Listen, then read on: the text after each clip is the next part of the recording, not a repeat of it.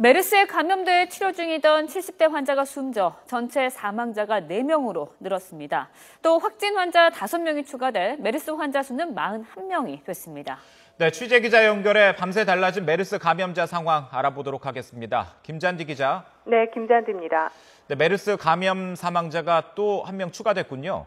네, 그렇습니다. 보건복지부는 지난달 15일에서 17일까지 첫 번째 확진 환자와 경기도 B병원 같은 병실에 입원했던 3번 확진자 76살 남성이 격리치료 중 숨졌다고 밝혔습니다.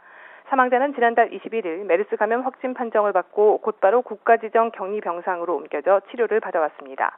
보건당국은 이 환자가 그동안 호흡과 심장 기능을 대신하는 의료기기 등으로 치료를 받았지만 위중한 상태라고 밝혀왔습니다. 또 사망자는 고령인데다 메르스 감염 전에 중증의 담과남과 천식, 만성 폐쇄성 폐질환을 가진 고위험군이라고 설명했습니다.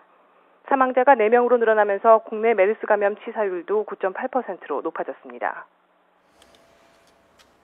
네, 그런가 하면 오산 기지의 공군 원사의 메르스 감염 여부 나왔습니까? 결과가?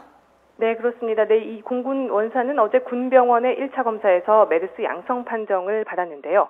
보건당국이 유전자 검사를 진행해 메르스 감염 최종 확진 판정을 내렸습니다. 이로써 국내 첫 메르스 감염 확진 사례가 됐습니다. 이 공군 원사는 지난달 14일부터 27일까지 첫 환자가 입원했던 비의료기관의 같은 병동에 입원했습니다. 하지만 최초 확진 환자가 병원에 있던 기간과 비교하면 원사의 첫 증상 발현일이 잠복기 범위를 벗어나 있기 때문에 이 첫 환자의 접촉을 통한 2차 감염이 아닌 비병원 내 다른 확진 환자들과의 접촉을 통한 3차 감염일 가능성도 배제할 수 없는 상황입니다.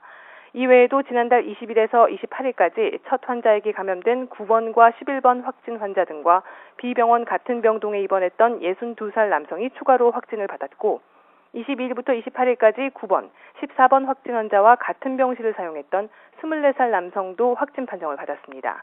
또 지난달 14일에서 31일까지 16번 확진 환자와 같은 병실에 입원했던 49살 남성과 27일에 14번 환자가 입원 중이던 종합병원 응급실을 방문했던 70대 여성도 메르스 감염 확진 판정을 받았습니다. 이들은 모두 2차 감염자 접촉을 통해 감염된 3차 감염자로 병원 내 감염 사례입니다. 보건당국은 원사 외의 확진자 4명을 모두 격리병상으로 옮겨 치료 중이라고 밝혔습니다. 이들을 포함해 지금까지 국내 메르스 감염 환자는 모두 41명으로 늘었습니다.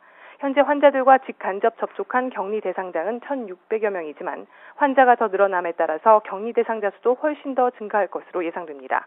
지금까지 사회정책부에서 YTN 김잔디입니다.